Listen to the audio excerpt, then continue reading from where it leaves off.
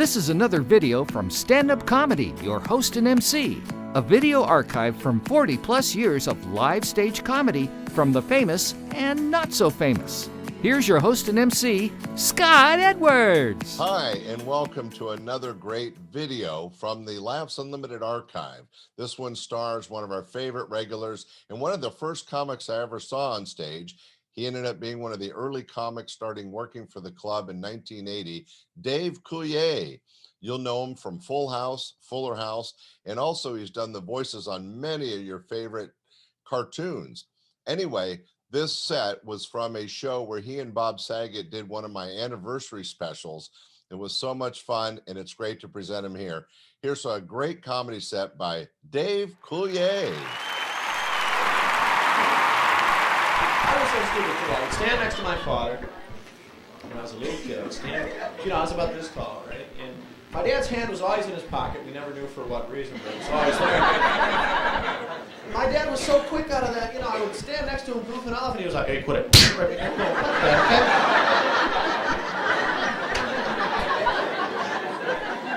I said, "Quit it." I'm going, "Dad, somebody's whipping jujubes at my head." Figure this out. And dads love to pull practical jokes. My dad was like, "Hey, pull my finger." Whoa! You're 50, Dad. You're 50 years old, Dad.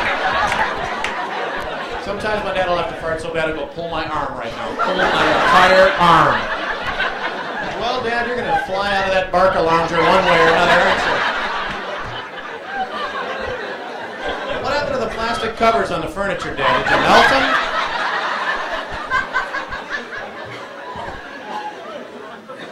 Because dads can be very embarrassing. I mean, have you ever gone someplace with Dad and everybody in your family was real embarrassed about the pants he chose to wear that night? You know the ones I'm talking about? They're purple and green check polyester. He's got orange rockets sailing through these things. And of course, they match his polka dot shirt so well. Your dad looks like a giant trout lure. You just wanted to go up and say, "Dad, if you went into swimming in a lake right now, you'd probably get your legal limit." Well, Dad would walk into the living room with this outfit on, and the entire family would go, "Does this outfit go?" And it's like, "Well, no, but if it does, Dad, don't invite it back." Where were fathers shopping to find these outfits? I think they were shopping at retired clown warehouses, because you walk around with them, kids are hitting on them for balloons and gum. "Mr. Clown, Mr. Clown." And my dad's going, "Boy, the kids really dig me, huh, Dave?" I'm going, "Sure, Dad, have them pull your finger. Go on. Let her fly, Dad. Make me proud that I'm your son."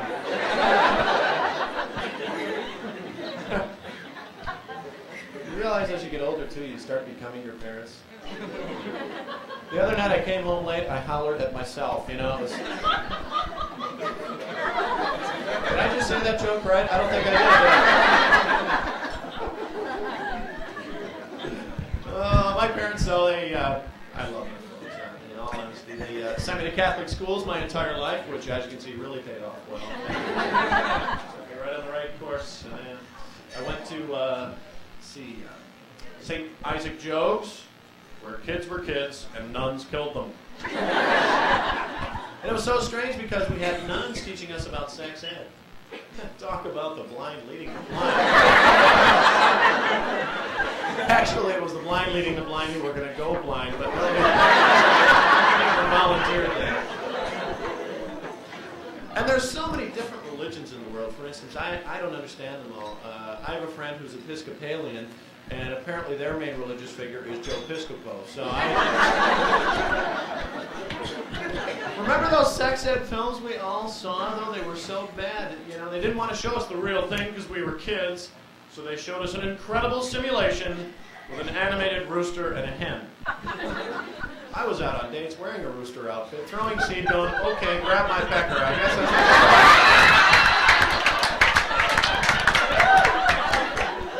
Then we saw these films, and our teachers would always ask us those embarrassing review questions, and you always felt like a real idiot when you missed them. One time my teacher really nailed me. She said, "Now, David, what is the opposite of ova?" I panicked. "Unda. Is that..."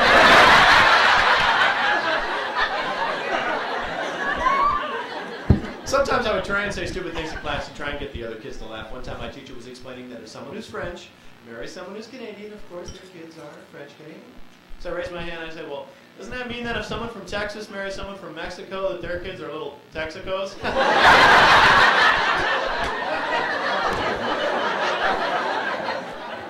Yeah, my teachers thought I was an idiot pretty much. And I was too, compared to some of those extremely intelligent kids. Remember the Poindexter kids we used to flick in the head that have their own corporations now? Yeah. But you'd get those intelligent kids upset, you'd flick them in the head or something, and oh man, those emotions would just well up, and then those gates would open all at once, and it was just like, Stop it before I construct a tool to defend myself. they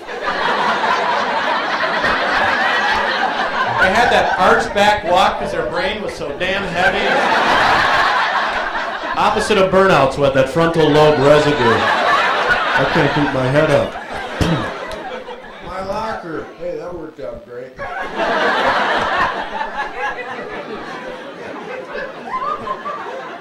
Have you gone to your reunions yet? God, reunions are so funny. God, I went to my 10-year reunion, and you know, you see somebody at your reunion who might not have been the brightest student when you were going to school, and you go up to them and it's like, hey, nice to see you here at the reunion. They're like, reunion? I still go here.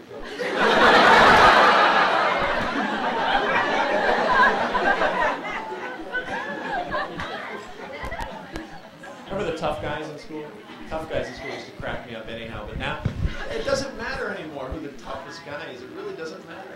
You know, I mean, but that mentality still exists. You know, I mean, if you work out at a gym or a health club or something, you know, you see these guys walking around. You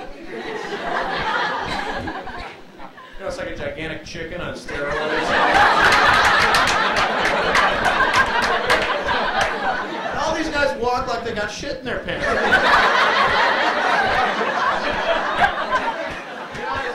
When you concentrate so much on a squat thrust, you lose bowel control.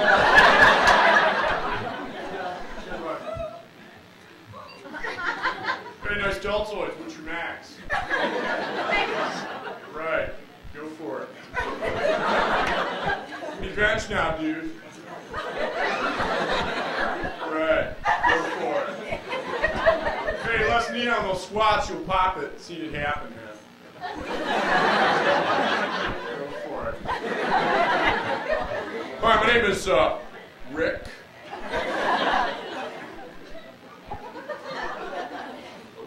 Problem?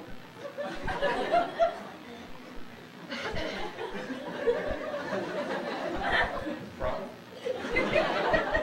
And I'm pretty much the biggest dude here at Nautilus Plus.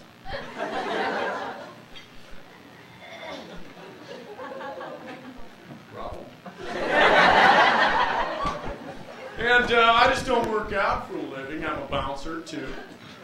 And the other night I was checking IUDs at the grocery store.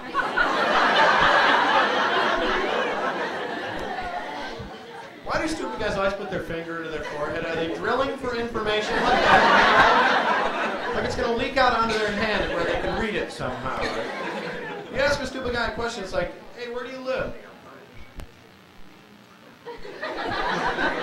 At home.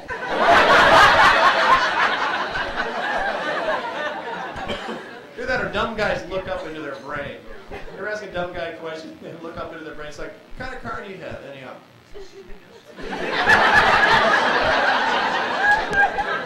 Red. I'd have to say red.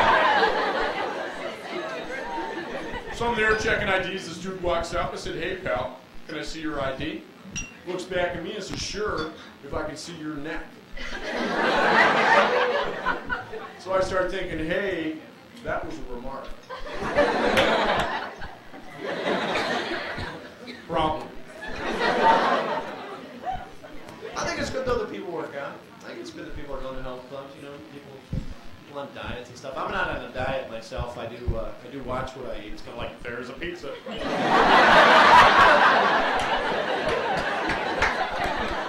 And as you do grow older, you do start. You know, it's harder to drop those pounds. You know, I mean, it really is. I mean, I used to have a simple test. If my chest stuck out further than my stomach, I felt very thin. Now I can look down real fast and see my dick. I feel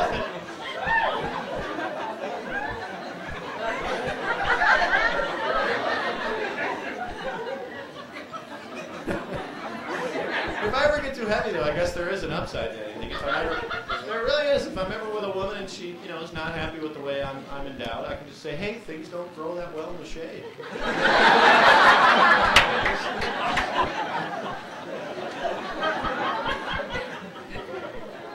My friend Tom is on a diet, and man, he's just miserable about the whole thing. He's always complaining, Dave, boy, losing weight is the toughest thing to do. I would think losing height would be just a little tougher. Go to that height reduction clinic. All right, everybody, jumping jacks with an anvil on your head. Ready? They say that the overweight problem really starts when you're a child, and I think it's because of some of the children's organizations that we have. The Brownies, the Girl Scouts. What do they sell? Cookies. I think that if you're overweight as a child, you should have to join a special children's group, the Chub Scouts.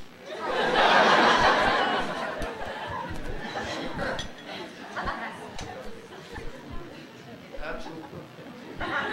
When people are dropping weight, they brag about it.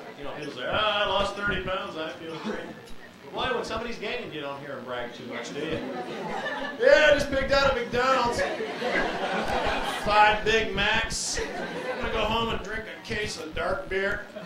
I'm trying to balloon up to a good 450, 500. I want to be a Dodge Ram van.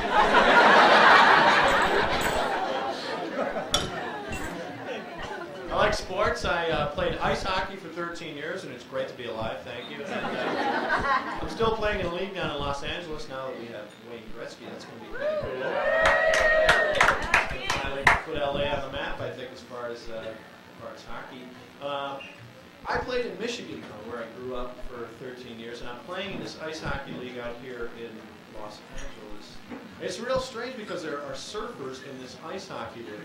I mean, these guys are thinking, this ice melts, bitchin' dude surfs up.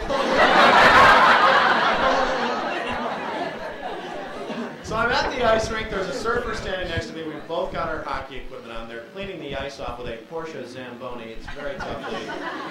This surfer starts talking ice hockey philosophy to me. He starts going, you know something, dude? And he had a helmet on when he did that. You know what the greatest thing about ice hockey is, dude? You break a bone or something, the ice is like right there.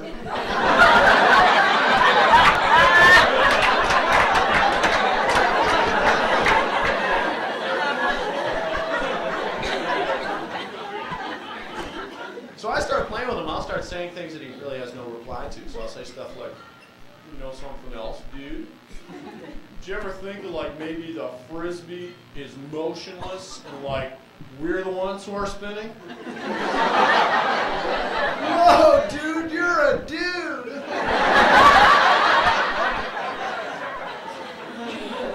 Surfers are okay. I don't mind surfers at all. Cool guys I do not care for, or guys who think they're cool. You ever been to a party or a bar? Any kind of social environment, you see these guys, you go out tonight after the show, you go to a bar, this guy will be there.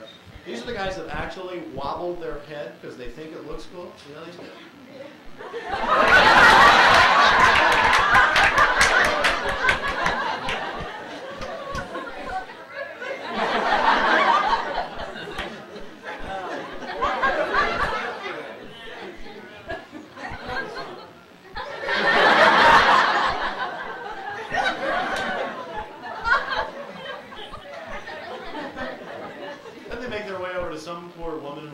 Sit there and listen to what this guy has to say. You know, by now he's got the whole cigarette thing out.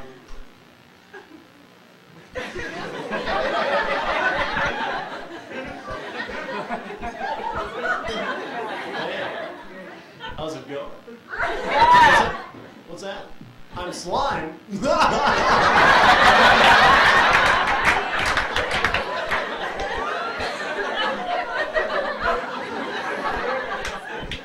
I don't think you realize I'm wobbling my head right now.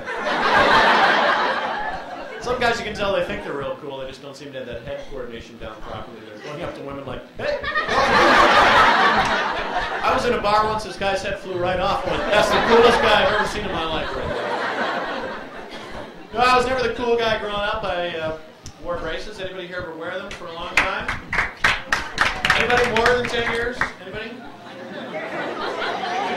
Well, one time I asked the audience, and one lady raised her hand in all honesty. She said, I wore braces for 12 years. Now, I could be dead wrong on this one, but I think just maybe she got ripped off. I'm not sure. Come on, there's only so much that an orthodontist can sit there and crank and tighten your teeth until one day he just goes, oh, hell, your head caved in.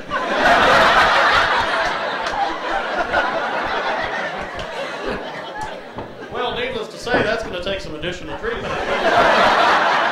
No, you're done for today. Buy a hat. Yeah, and then you have to wear a little orthodontic elastic strapped onto your teeth, and of course they're not orthodontic elastics. Oh no, they're rubber bands, but we'll call them orthodontic elastics, and we'll charge you about $1 a piece for them.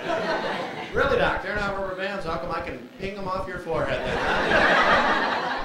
Strap these things onto your teeth, and you're expected to go out and communicate normally, like hi. You talk to somebody close range, you open up, nail them in the face. What the hell was that? Get out of here!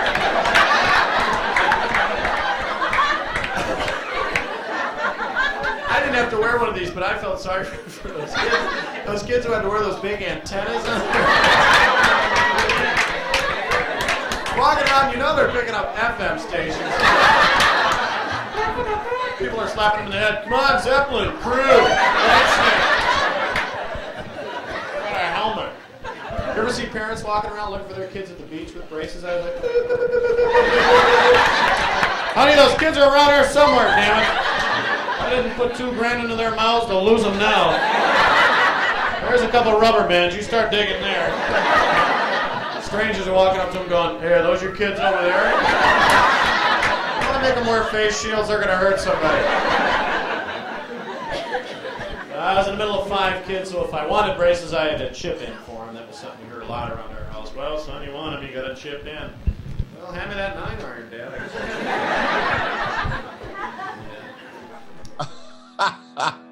Hey, that was Dave Coulier, and just so great to be able to present some early footage of him at the club. Once again, that was some old club footage, but some great material by a very funny guy and a good friend of the club. He helped us get started back in 1980, and of course this show was from the anniversary where he and Bob Saget both worked for me on one show. Very, very special. Hey, that was this video. There's more coming up. Thanks for watching the Laughs Unlimited video archive. See you soon. Bye.